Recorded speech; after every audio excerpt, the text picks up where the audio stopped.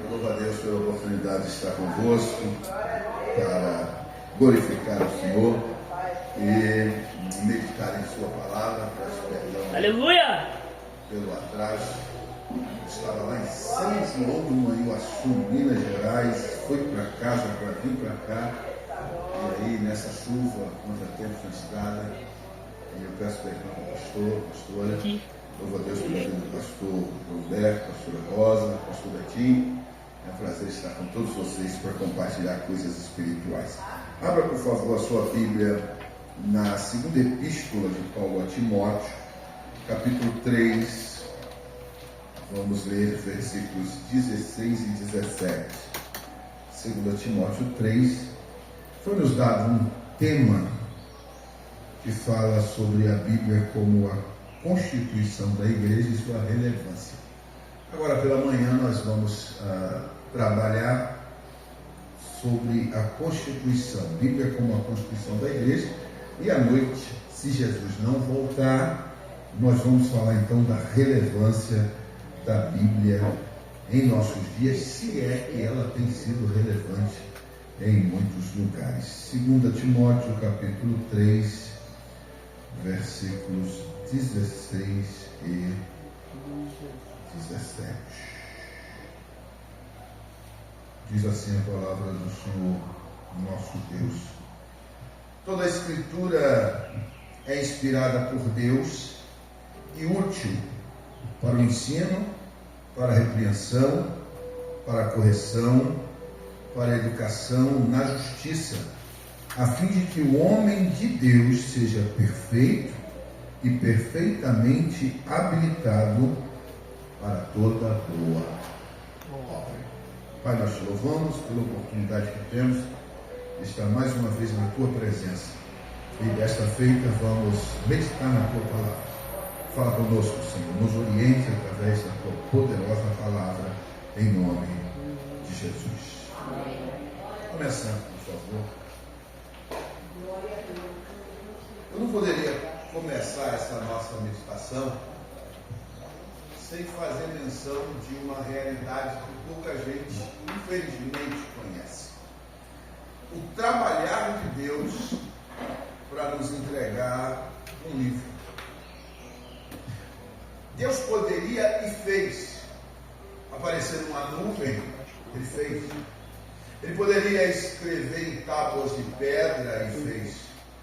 Ele poderia, através de uma teofania, uma manifestação divina, aparecer a alguém e fez. Ele poderia falar de forma audível e fez também. Ele poderia falar através de sinais e também fez. Ou seja, Deus revelou-se de várias maneiras e de várias formas à humanidade. Mas nós, seres humanos, temos dificuldade para guardar. A verdade é que nós vivemos experiências maravilhosas com Deus, mas daí a poucos dias parece que a gente esquece. A gente vê Deus operar de forma tremenda e a gente sai cheio de propósito, cheio de vontade, querendo se dedicar, prometendo tudo. Mas daí a uma semana já passou. A gente esqueceu da experiência e foi maravilhosa, e foi marcante, mas a gente esqueceu. E Deus, sabendo dessa situação dos seres humanos, traçou dentro do seu projeto uma forma para que esse ser humano pudesse ter as suas leis, os seus estatutos, as suas orientações, e pudesse então entender e saber tudo aquilo que Ele quer de nós como servos e filhos. E não poderia ser diferente. A melhor forma que Deus usou para nos dar as suas leis, seus estatutos, seus desejos, foi a forma escrita. Porque uma vez escrito, fica marcado. Porque uma vez escrito, nós podemos retornar para a leitura. É bem verdade que os crentes não gostam muito de ler. É bem verdade que o brasileiro não gosta muito de ler. Mas aí já não é culpa de Deus. Por quê? Porque Deus trabalhou durante cerca de 1500 anos para nos dar o seu livro, a sua palavra, a sua constituição. Ele usou pessoas, ele levantou pessoas, ele capacitou pessoas. E quem está trabalhando conosco aqui na nossa parceria em Bint Shekinah já estudou sobre isso. Pessoas de classes sociais diferentes, de momentos diferentes, de estruturas psíquicas diferentes, mas essas pessoas foram usadas por Deus, essas pessoas foram inspiradas por Deus. Para quê? Para escrever um livro. E é lindo observar que o tempo no qual Deus começou a usar essas pessoas era um tempo muito difícil no que diz respeito à escrita, escrever, porque hoje é fácil escrever. Hoje tem gente que nem deveria escrever e virou escritor. Hoje tem gente que nem deveria se expressar, mas está escrevendo coisa que só traz problema. Por quê? Porque hoje é fácil escrever. Hoje você tem um computador, e hoje é fácil. Eu me lembro que quando eu pastoreei há cerca de 30 anos atrás, para escrever alguma coisa, você tinha que ir lá naquela maquinazinha de escrever, passar o dia todo. Eu não fiz datilografia, então eu passava o dia todo lá catando milho, para preparar um estudo para a noite, pedir à irmã Creuza, que era a tesoureira, para mandar xerocar para cada um ter o seu estudo. Hoje a gente manda para gráfica, tem livro à disposição, mas mesmo assim o povo não quer ler, mesmo assim o povo não gosta de ler. Então Deus trabalhou de forma sobrenatural durante 1500 anos para nos dar a sua coleção de livros, o seu livro, a Bíblia Sagrada. E ele deixou bem claro que esse livro é o que norteia a vida do seu povo, porque é nesse livro que está registrada a sua obra. Nós não saberíamos quem é Deus se não fosse através deste livro. Nós não saberíamos o que ele fez se não fosse através deste livro. Nós não saberíamos o que ele quer de nós se não fosse através deste livro. Nós não saberíamos como ele opera e que ele está no nosso meio esta manhã se não fosse através deste livro. Quem pode dar glória a Deus pela Bíblia? E o interesse de Deus ao deixar esse livro para nós era que nós entendêssemos que através dele, o Senhor quer nortear a nossa vida. Por isso, o tema que nos foi dado e o qual nós trabalharemos essa manhã é a Bíblia como a constituição da igreja. E todos nós sabemos que constituição é aquilo que rege um povo. É aquilo que rege, ou pelo menos deveria reger uma nação. A Constituição é a lei magna, é a carta magna, é a lei maior. Todos que pertencem a uma nação devem se submeter à sua Constituição. Todos que se dizem membros de uma etnia, de um povo, devem obedecer às suas leis. E já que nós nos dizemos povo de Deus, nós precisamos obedecer à Constituição que Deus nos deu. Nós precisamos viver de acordo com a Constituição que Deus nos deu. O apóstolo Paulo, escrevendo a Timóteo, e ele sempre enfatizou e disse para Timóteo a respeito da necessidade de orientar a igreja conforme a palavra de Deus, conforme os mandamentos de Deus, conforme os ensinamentos que recebeu. Deixa claro nessa segunda carta, como nós acabamos de ler, que toda a escritura é inspirada por Deus. Mas para chegar a isso aqui que ele acabou de dizer, ele dá uma orientação no versículo 14. Tu, porém, permanece naquilo que aprendeste e de que foste inteirado, sabendo de quem aprendeste, este: se há uma Constituição, nós não podemos sair dela. Permanece no que você aprendeu. Mas o Brasil mudou. Permanece no que você aprendeu. Mas o tempo é outro. Permanece no que você aprendeu. Mas tem gente dizendo que não presta mais, que é ultrapassado, que é retrógrado. Permanece no que você aprendeu com respeito às sagradas letras. Por quê, Paulo? Porque toda a Escritura é inspirada por Deus. A expressão inspirada no seu original tem o sentido de sopro. A Escritura é o sopro de Deus. Literalmente ela foi soprada pelo próprio Deus, ou seja, ela teve origem divina. Isso aqui não foi invenção de homem. Eu vi alguém dizer esses dias que a Bíblia é o documento da igreja, ou seja, a Bíblia se submete à igreja e não a igreja à Bíblia. Está errado, irmão. Não, a Bíblia é o documento de Deus. Foi Deus que inspirou, foi Deus que nos deu. Então a igreja se submete às Escrituras. Agora, para a gente entender isso, você é brasileiro, não é? Você não procura cumprir a inscrição, a Constituição? Procura ou não procura? Sim. Se não procura, deveria procurar.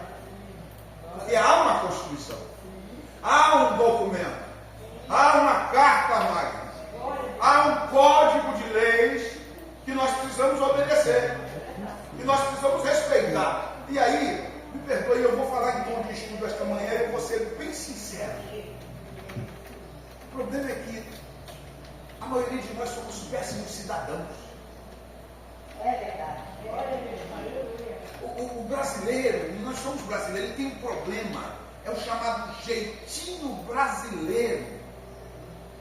A gente gosta de burlar. A gente gosta de deixar de lado aquilo que é a realidade legal. É a lei. A lei é essa? É. Então cumpre.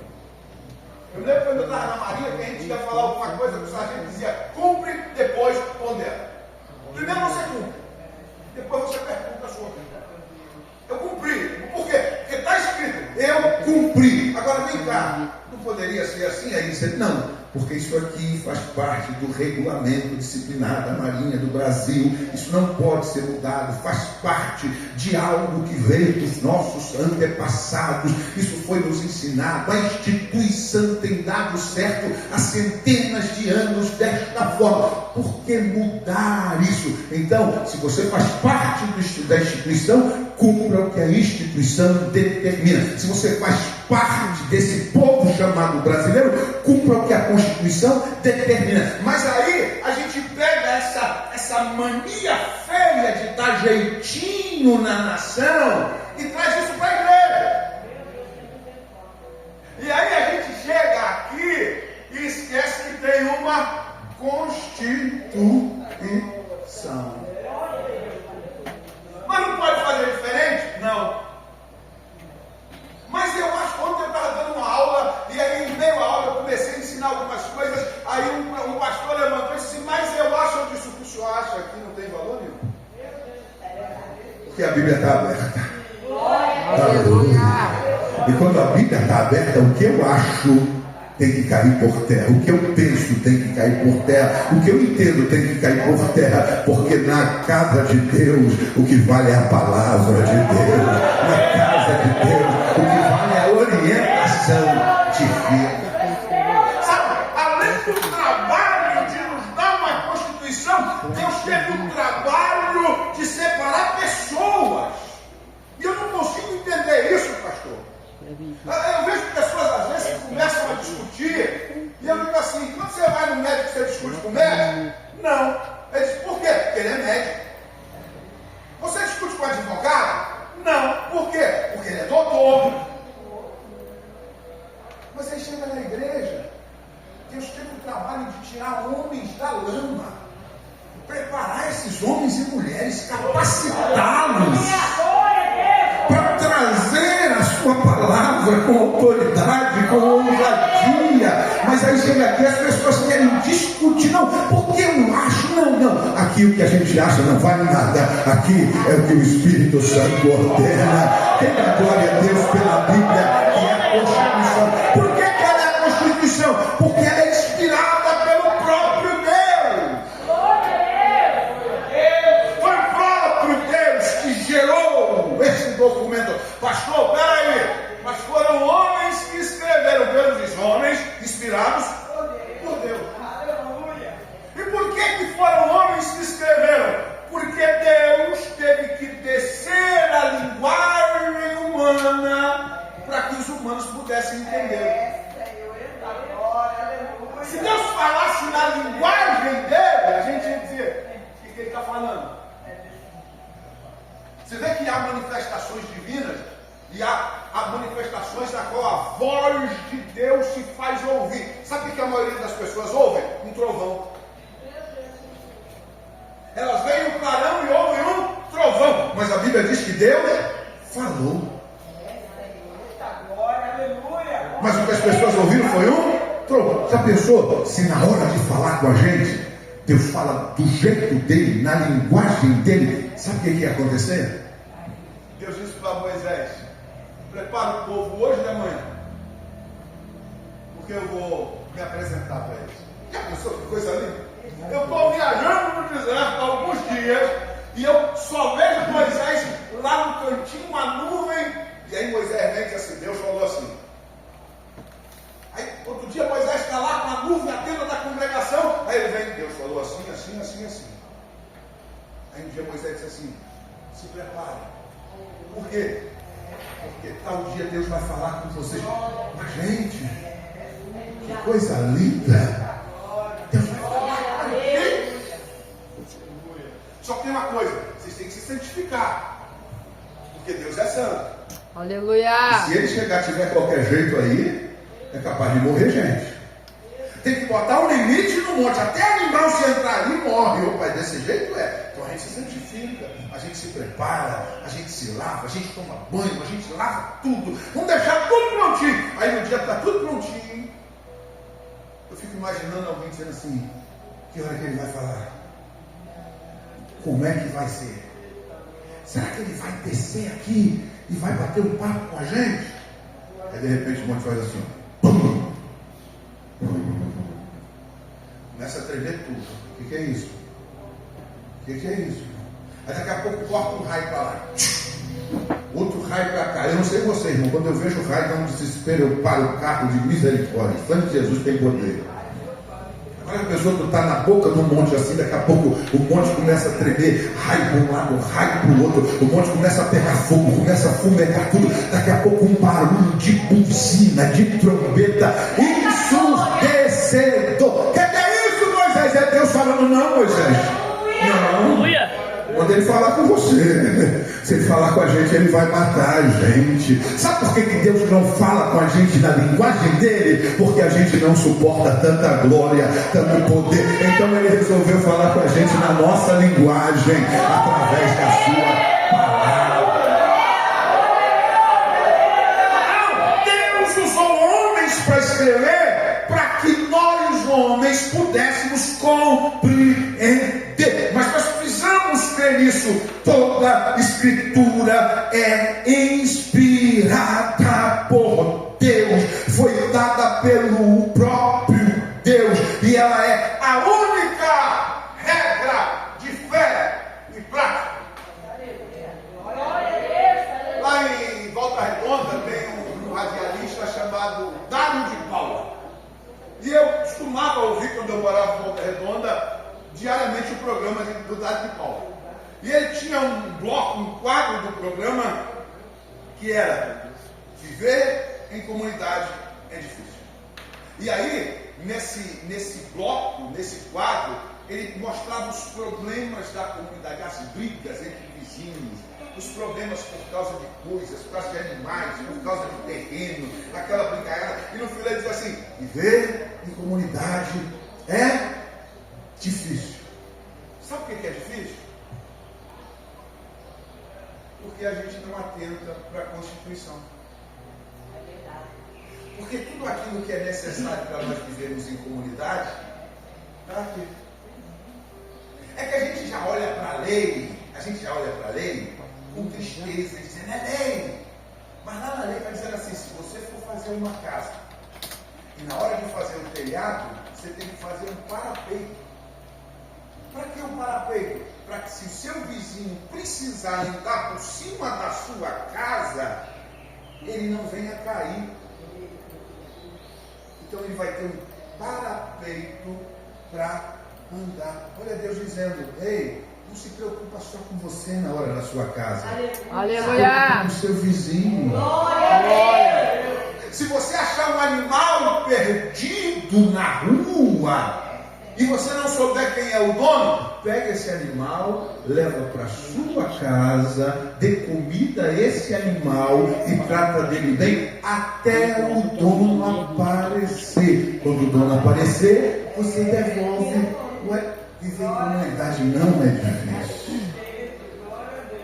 Agora, sabe o que mais me entristece?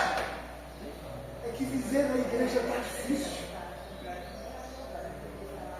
A gente não consegue mais viver em comunhão na igreja. A gente não consegue mais se dar bem na igreja. É tanta picuinha, é tanta briga, É verdade. é tanta discussão, é tanto problema. O que está faltando? Constituição? Não, ela tem. O que está faltando? Ensinamento? Não, aqui tem. Não está faltando a gente olhar para isso aqui e dizer, se não for para viver conforme a palavra, é melhor não viver. Aleluia!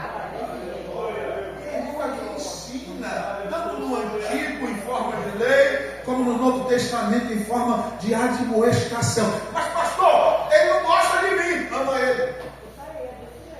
Pastor, mas ele fala mal de mim, fala bem dele. Pastor, mas ele pegou comigo e não me devolveu, sofre o dano e dá glória a Deus. Está na Bíblia. Paulo teve que intervir na igreja de Corinto porque tinha crente arrastando o outro. Não tem no meio de vocês pessoas que possam resolver os problemas de vocês. Eu estava lá em Caxias, aí soube de uma situação em que dois pastores foram em juízo brigar. E o juiz disse assim, graças a Deus que minha mãe está morta. Que minha mãe era membro da Assembleia de Deus. Se ela sabe que tem dois pastores na minha frente brigando, ela morria do coração. Você não tem vergonha na cara, não? Não tem uma Bíblia lá na igreja de vocês, não? Ah, irmão, nós temos a Constituição, irmão. E se nós vivermos conforme essa Constituição, nós vamos respeitar até a Constituição dos homens, porque quem anda na palavra não dá problema para a autoridade. Aleluia! Santo Deus! Então, ela é a Constituição, porque ela é inspirada por Deus. E se ela é inspirada por Deus, nós não podemos abrir mão. Pastor, mas tem coisas novas. Analisemos as coisas novas, estudemos as coisas novas, mas não abandonemos a... Não. Tudo que vier na nossa mão, a gente tem que analisar pela palavra. Ah, mas tem um cara aí que é doutor, ele falou que é assim, assim, assim, assim. Abre a Bíblia, pega o que ele falou, passa no crivo da Bíblia. Se não estiver de acordo com a Bíblia, não é. E deixa eu falar uma coisa para você, a ciência vem apanhando e muito.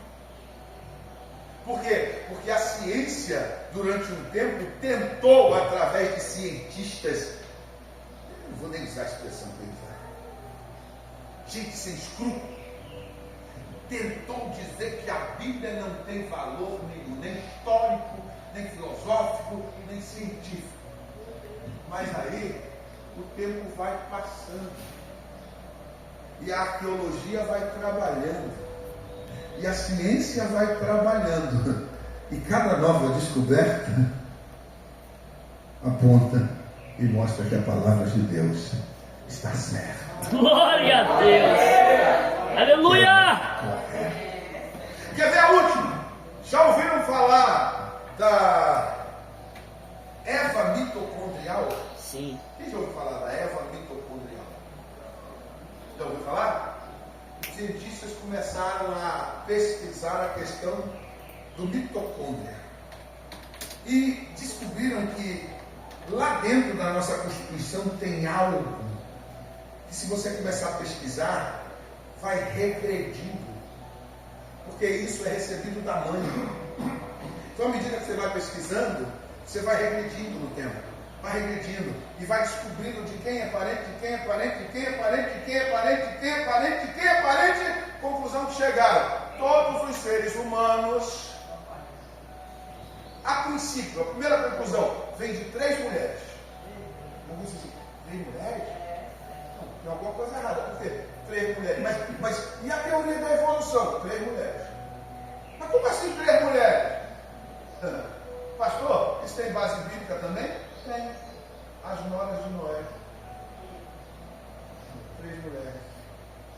Mas aí eles pesquisaram mais e descobriram que depois que passa dessas 3 mulheres, todo mundo vem de uma única mulher que viveu na Terra há mais ou menos 6.000 anos atrás. E você aí desqualificando a Bíblia porque o cientista A, o cientista B falou isso ou aquilo ou aquilo. A Bíblia é a palavra de Deus. Quer ver outra coisa? O Big Bang, diz a ciência, explodiu. O universo está em evolução. As galáxias estão se formando. Aí tem um novo telescópio que tirou uma foto para dentro do universo. E sabe o que ele viu? Que as galáxias estão todas formadas. E não tem nenhuma se formando. No princípio criou Deus os céus e a terra.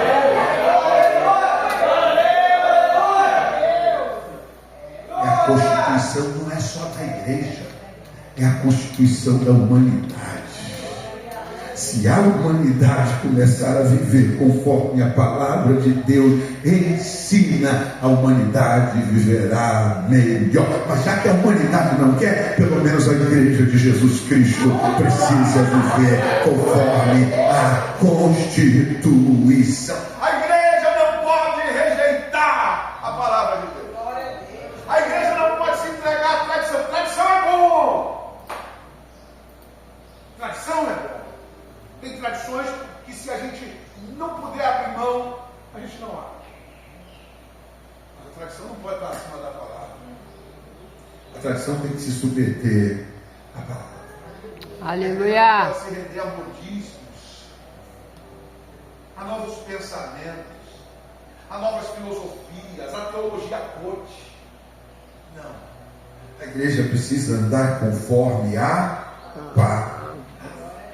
Então, em primeira instância, a Bíblia é a constituição da igreja, é a regra máxima da igreja, porque ela é a palavra de Deus, ela é inspirada pelo próprio Deus, e sendo assim, é a Bíblia quem define a doutrina da igreja. Abra sua Bíblia, por favor. Atos capítulo 2, versículo 42.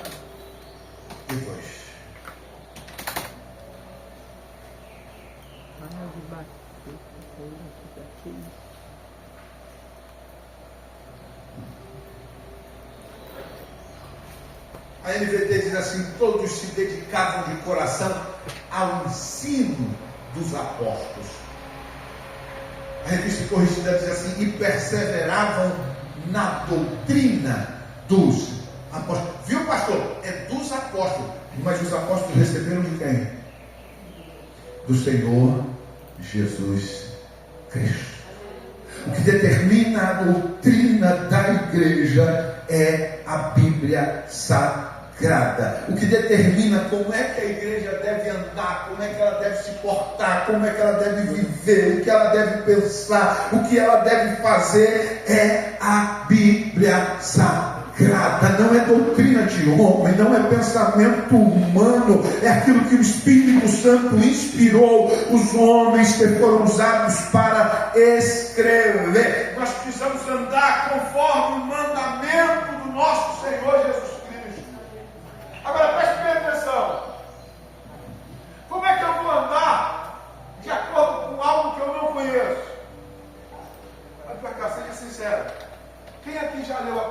são brasileiros? Só uma pessoa. E você sabia que é nosso dever? Ninguém pode chegar diante de um juiz e dizer assim, mas eu não sabia. Mas tinha o dever de saber. Agora olha para cá. Quem aqui já leu toda a palavra de Deus? Graças a Deus. Um camarada desses que faz stand-up, está na internet. Ele disse que estava no meio de um show e começou a brincar com as pessoas. E aí na brincadeira ele descobriu um crente. O cara disse, sou crente. Não, você é crente? É, eu amo Jesus e tal. Aí disse assim, você já leu a Bíblia toda? Eu disse, não. Se você ama Jesus e não lê o livro dele, como é que a gente diz que ama Jesus e nunca lê o livro dele? Os mais antigos aqui vão entender o que eu estou falando. Antigamente não tinha e-mail. Antigamente não tinha computador. Antigamente não tinha WhatsApp. Era carta. Então você começava a namorar e estava longe, mandava uma carta. E normalmente quem recebia a carta tinha uma caixinha. Quem viveu essa época? Onde guardava cada uma das cartas. E aí volta e meia ia lá, pegava a carta de novo, se trancava e lia a carta. O teu amado não te mandou uma carta, ele te mandou um livro. Aleluia! Ele te mandou um livro inteiro para dizer, eu te amo tanto, que eu quero te ensinar como é que você tem que viver, o que você tem que fazer, como você tem que me adorar, como você tem que se portar. Mas aí nós dizemos que ele é o nosso amado, mas nós não tiramos tempo para ler o livro dele. E como não tiramos tempo para ler o livro dele, sabe o que acontece? A gente não sabe como se portar. A gente não sabe como viver em comunidade cristã. A gente não sabe o que fazer. E muitas das vezes a gente não quer ouvir aqueles que Deus levantou para nos ensinar. Às vezes há homens e mulheres de Deus com a palavra aberta, ensinando, se dedicou, estudou, buscou orientação divina, orou, mas a gente está no meio da igreja questionando, discutindo, falando contra, vai embora dizendo, por que falou isso? Porque Deus mandou, porque Deus mandou.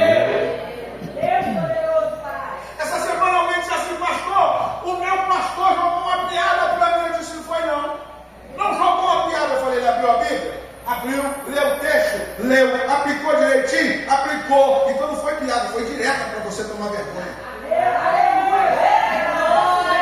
Porque se o pastor não tiver direito de saber os problemas da igreja, abrir a Bíblia e tratar esses problemas, é por isso que eu não quero pastorear. Porque não é melhor não ser pastor. Porque pastor tem a obrigação, não é que ele pode ou não pode, ele tem a obrigação de, sabendo todos os problemas, abrir o texto sagrado e dizer, é desse jeito, é desse jeito, é desse jeito, é desse jeito, é desse.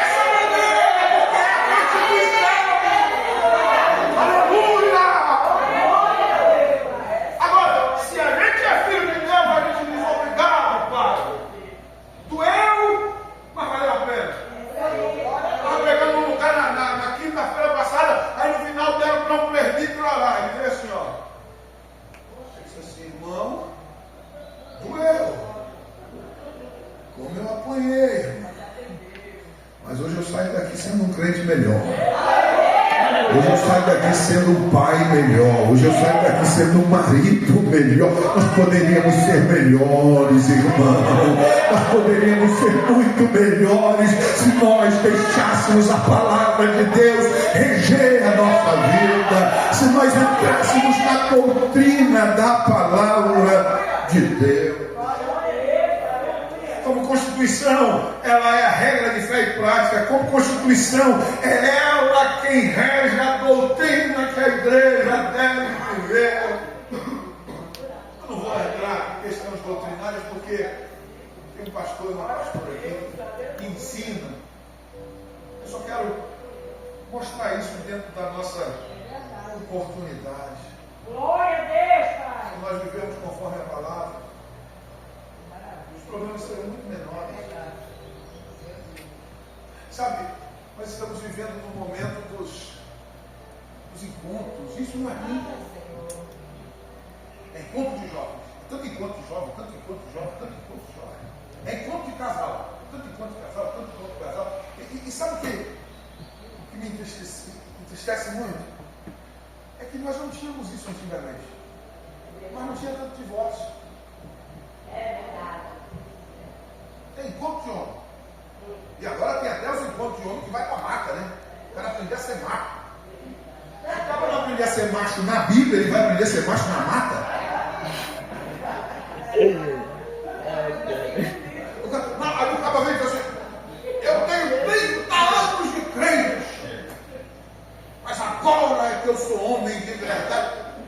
30 anos de crente e não aprendeu a ser homem? Tem alguma coisa errada com a gente. 30 anos de crente, o cara não aprendeu a ser homem. Passou 3 dias na mata, comendo lixo, andando dentro d'água podre. Homem montando na carcunda dele, ele gritando lá, gritando. Não quero aprender a ser homem assim, não, irmão. É melhor aprender a ser homem na palavra de Deus. É melhor aprender a ser. Porque aqui a gente aprende a ser homem. Ainda paga caro. Então, nós temos tanto encontro, eu volto para dizer. É bom. É bom de vez em quando. Sabe? Vamos entrar no ônibus, vamos para Campos do Jordão, vamos para Minas Gerais, vamos para a Água do Rio. Isso é bom, participe. Participe disso. Mas por outro lado, eu estou vendo, está piorando a situação. Sabe por quê? Porque na maioria, não todos,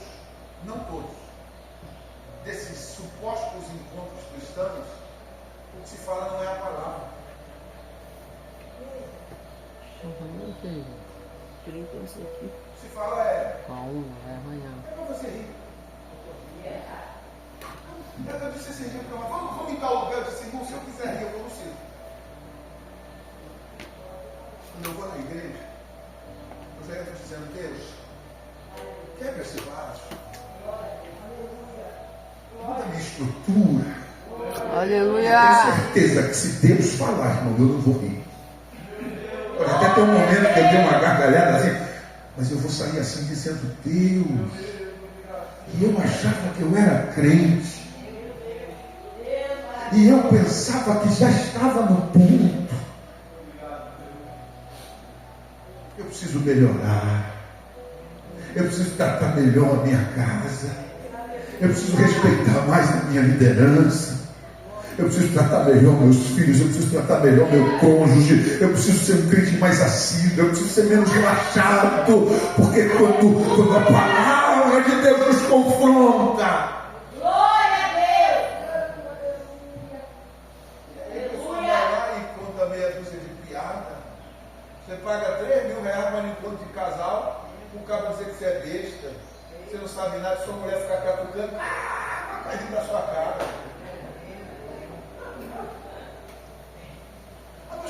Mas os casais precisam aprender, Marido, ama a sua mulher como ao Senhor.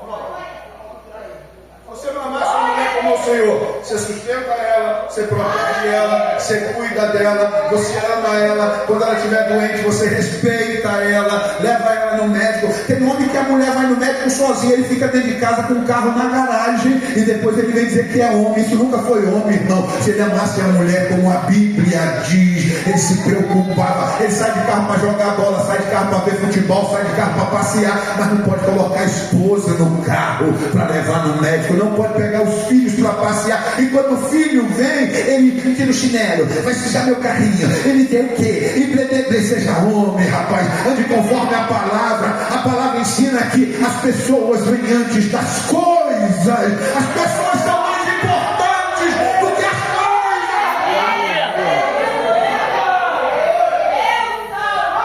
A gente precisa de encontro, mas o coração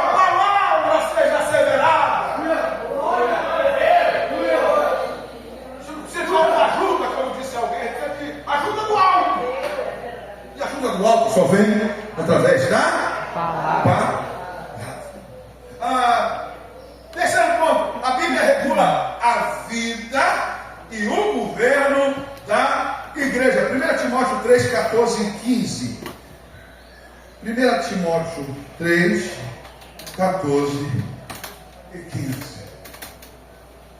E isso aqui, meu pastor, isso aqui pega nós. Pega nós. Escreve-te estas coisas esperando e ver-te bem depressa. Mas se tardar, para que saibas como convém andar na casa de Deus, que é a igreja do Deus vivo, a coluna e a firmeza da fé. Ou seja, eu estou esperando te ver. Mas se eu demorar, eu estou escrevendo para que você saiba como é que convém andar na casa de Deus. Timóteo é um líder que está recebendo orientação do seu líder a respeito de como é que a igreja deve andar e se portar. Sabe? E aqui há vários livros. Há lideranças que estão rasgando a Bíblia. Há lideranças que tiraram a Bíblia do púlpito, fecharam e ensinam o que querem, falam o que querem, trazem ensinamentos conforme os seus gostos e as suas vontades. E sabe o que está gerando uma igreja fraca? Uma igreja sem graça, uma igreja sem unção. Mas eles dizem, ela está cheia. Eles confundem igreja cheia com igreja viva. É claro, pastor, que como líder o senhor quer um dia ter uma catedral aqui, lotada de gente, mas de gente sadia. Esse dia um camarada que se diz meu amigo,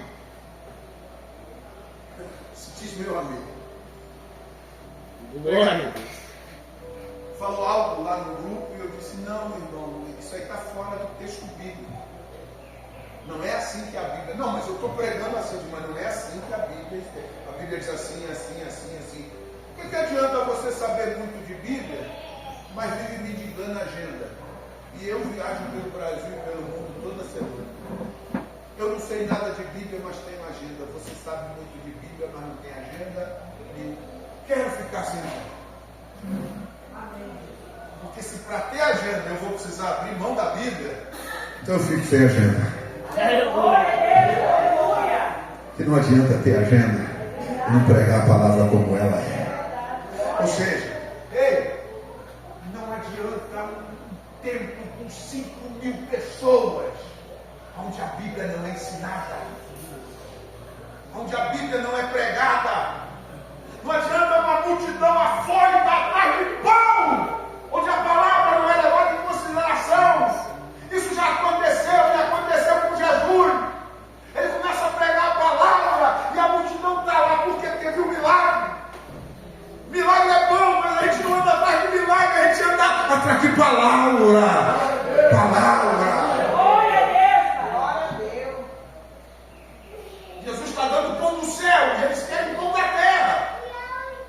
E aí Jesus diz assim, se vocês comerem do meu corpo e não beberem do meu sangue, você tem parte comigo. Aí alguém diz assim, é duro ouvir esse discurso. Aleluia. Está acontecendo a mesma coisa. A igreja está cheia. Aí a gente abre a palavra, começa a pregar, aí vai saindo. Não ouvir esse discurso, vamos embora daqui. Mas quando o nosso pastor olhar que eu não quer carta, ainda bota embaixo, receba no Senhor como costuma fazer o santo. Porque se você não gosta de Bíblia, vá para outro lugar mesmo que não tenha. Porque aqui tem.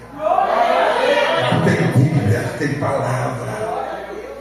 E as pessoas começaram a sair, e Jesus está pregando, está ensinando a palavra, está falando da palavra. E as pessoas estão saindo, não, ele prega duro demais. Não, desse jeito não dá. Não, eu vim aqui porque eu preciso de um milagre.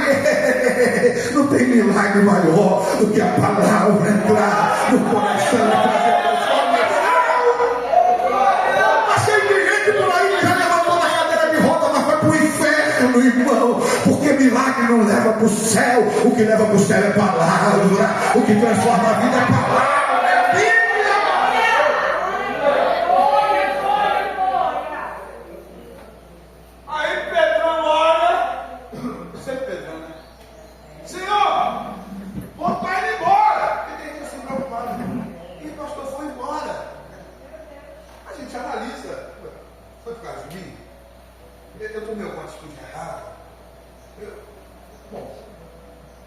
foi, eu vou lá, irmão, me perdoa. Foi porque eu preguei a palavra? Alguém falou para mim, Demetrio, você nunca mais volta naquela igreja. Eu falei, por quê? Conversei mulher de alguém lá? Não. Cantei mulher de alguém lá? Não. Dei mau testemunho lá? Não. Briguei com alguém lá? Não. Briguei por causa de oferta? Não. É que falaram que você pregou muito duro. Eu falei, não volto. Agora nem se me convidar eu volto, porque eu não quero ir em lugar onde as pessoas não gostam da palavra. Eu quero estar no lugar onde as pessoas ouvem a palavra e decoram. Cadê aqueles que amam a palavra?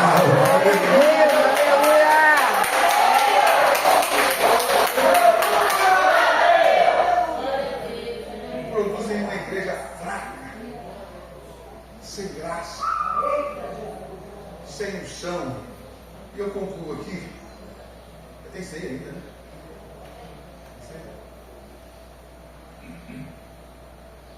Uma igreja morta.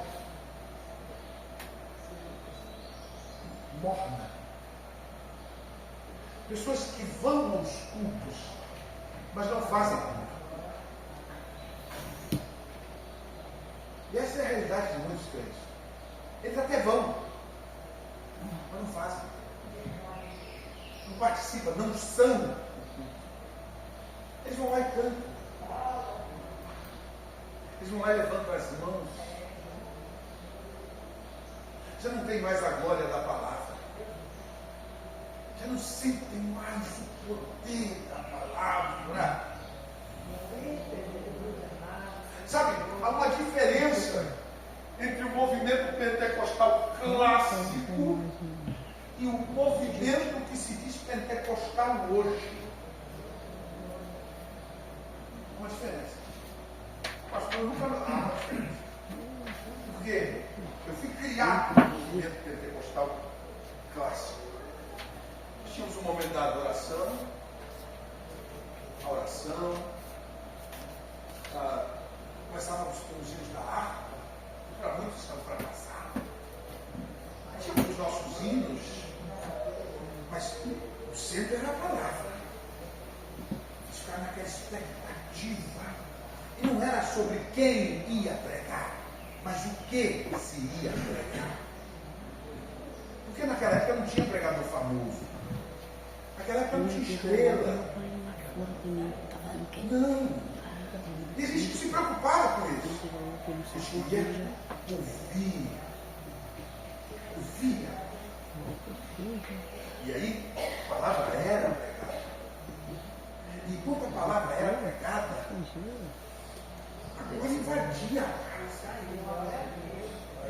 As pessoas sentiam aquela presença gloriosa. E a gente tinha que se segurar, porque a vontade era de explodir. E a gente ficava esperando um momento crucial. O pastor ia falando, e o martelo ia batendo. Ia batendo. E aí, quando quebrava, a gente levantava e dizia: glória! Aleluia! E a igreja entrava no êxtase de adoração. E normalmente, quando os nossos cultos acabavam, dezenas de pessoas eram batizadas com o Espírito Santo. Glória a Deus, Pai. Mas aí nós fomos colocando a palavra de lado. Aí sabe o que se tornou mais importante? A adoração. E pastor Betinho é músico, a gente sabe que a música é muito necessária. Mas eu aprendi uma coisa na Bíblia. A música, quando foi criada na humanidade, foi para entreter, não foi para adorar. O primeiro músico da história era da geração de Caim. E a geração de Caim era afastada de Deus. Ou seja, ele criou música para entreter uma geração que não sentia a alegria da presença de Deus. Mas aí essa música que é maravilhosa, nós pegamos essa música, pegamos letra de louvor e adoramos. Só que a música agora na igreja virou entretenimento. E aí, nós não temos mais púlpitos, nós agora temos palcos.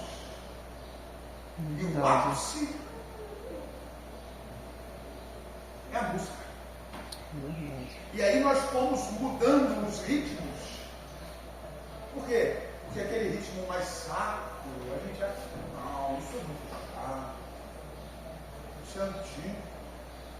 Esse negócio de Rua de Cruz se erigiu, ela um dia fugiu, como emblema de vergonha e dor. Aleluia!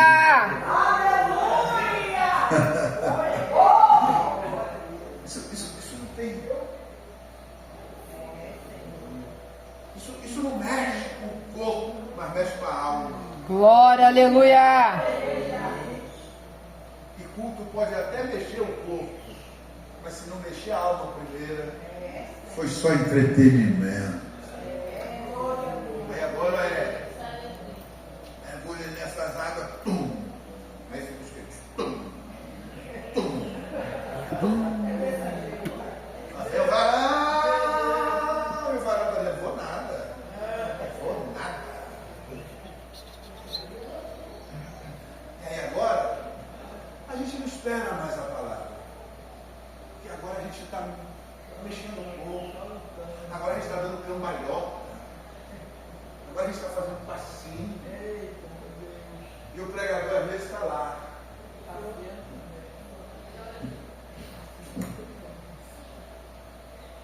9 horas. 9h30. 9h40. Que isso, pastor? Eu já recebi para pregar 10h45 da noite. Tinha, o pior que tinha, porque a batucada foi tão grande, teve pagode, teve samba, teve repré, teve batucada, teve tudo sem imaginar. Teve forró, teve tudo. Menos a E o povo palavra. estava lá, 10h45 da noite, eu disse, hoje eu me queimo, nunca mais eu volto aqui. E o tema era, guarda o que tens. Eu falei, hoje eu vou pregar sobre guardar a palavra. Aí um grupo levantou e disse que falta de educação. Ouvi você até agora, vocês cantaram, estão até com tantã na mão. Aí sentou todo mundo. Preguei até meia-noite. O pastor olhando para mim assim. Eu disse, não volto mais aqui, nem quero voltar. Não é que eu tenha problema. Não é que eu tenha problema. Eu sou obediente. Eu sou o tipo de pessoa que eu entendo. Quando eu saio de casa a serviço de uma igreja, eu me coloco como servo da liderança daquela igreja. Então, se ele disser para mim, você vai pregar de manhã, de tarde, de noite, eu vou pregar de manhã, de tarde, de noite. Eu não tenho problema com o horário. Agora, eu tenho problema com falta de respeito à palavra. Esse negócio de batucar até 10 horas da noite, depois, o pregador é sábio, eu já digo, sou não. Não sou. Eu fui chamado para pregar. E eu vou pregar. Esse movimento aqui está mais voltado para as nuances, para as danças. Sabe o que acontece no final? Tem roda-roda? Tem. Tem pula-pula? Tem. Tem corre-corre no meio da igreja? Tem. Mas não tem poder, não tem graça, não tem unção, não tem transformação de vida. Aleluia! A tua vida é palavra. O que transforma é palavra. O que muda o homem é palavra. Vocês terem uma ideia, o povo oriundo daquele movimento são os líderes que estão nos cultos hoje. O povo oriundo desse movimento da Bíblia, que no final, às vezes ia para casa dando glória a Deus no meio da rua, e no outro dia levantava sempre para evangelizar. Por quê? Você vai dizer para mim que viu glória de Deus um dia e no outro dia não quer evangelizar? A mulher samaritana não esperou nem no outro dia, ela já saiu correndo dizendo, eu encontrei um homem que contou a minha vida toda, vem para cá, ele é o Messias, eu acho que ele é o Messias, vai comer!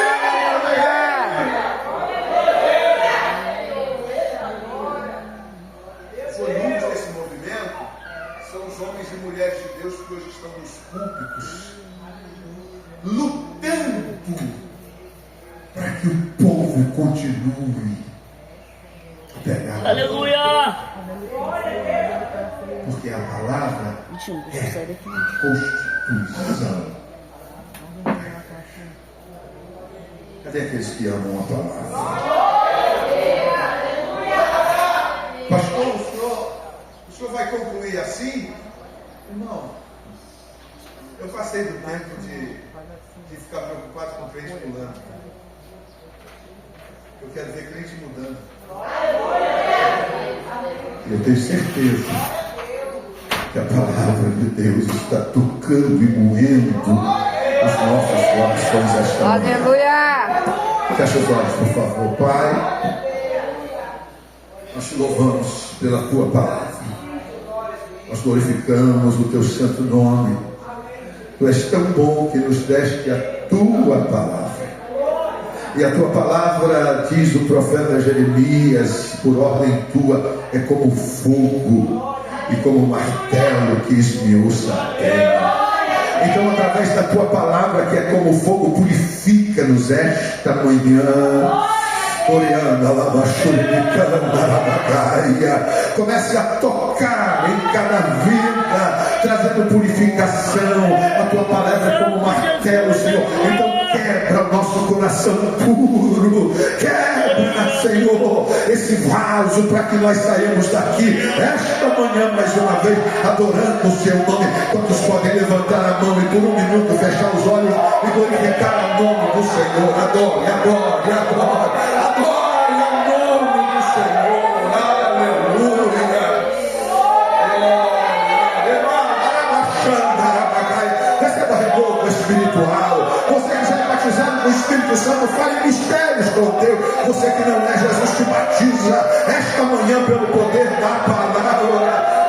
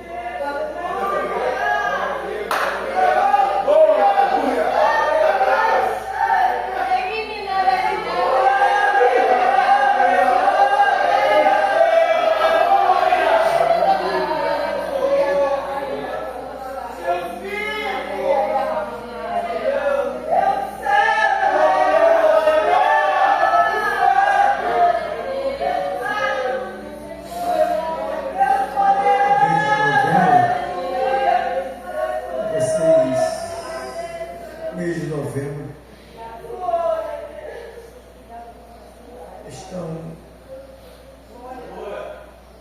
comemorando este mês de novembro. 1 bilhão de Bíblias. 1 bilhão de Bíblias instaladas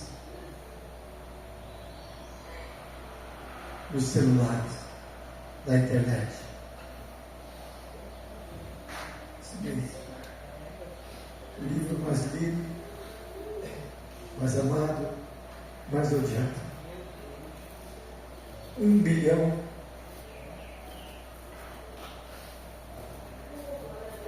está aí nos celulares de todo mundo. Algo extraordinário, né?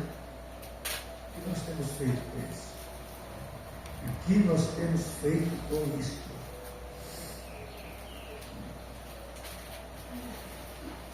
Vamos ver a palavra. 1 Coríntios, capítulo 11, versículo 23. Pois recebi do Senhor o que também entreguei a vocês. Que o Senhor Jesus, na noite que foi traído, tomou o pão e, tendo dado graças, partiu e disse: isto é o meu corpo, que é dado em favor de vocês. Façam isto em memória de mim. Da mesma forma, depois de ceia, ele tomou o cálice e disse: este cálice é a nova aliança do meu sangue. Façam isto sempre que o beberem em memória de mim. Porque sempre que comerem deste pão e beberem deste cálice, vocês anunciam a morte do Senhor até que Ele venha. Amém? Passado, presente, futuro. Memória, passado. Anunciar, presente, até que Ele venha, futuro.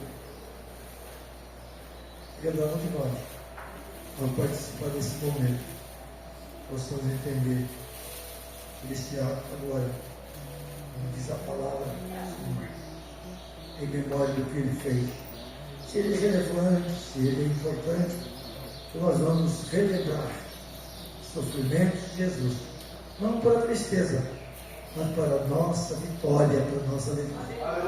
Ali Ele venceu a morte, ali Ele venceu Satanás, ali Ele venceu todos os obstáculos que um homem ou uma mulher pode viver, ou pode ter. Amém? E este dia de ceia é comemorado por nós, um dia de vitória de Jesus na cruz do Calvário. Parece antigo, parece arcaico, mas é muito mais atual do que nós imaginamos. E morreu. Quem morreu? Jesus. Quem é Jesus? Filho de Deus. De onde ele veio? Do céu. Ele fez homem. Morreu. Mas ressuscitou. E hoje está aqui. Está no céu. Que é o lugar dele. Por toda a eternidade toda. Nós estamos indo para lá. Alguns estão indo mais depressa. Outros estão esperando um pouco.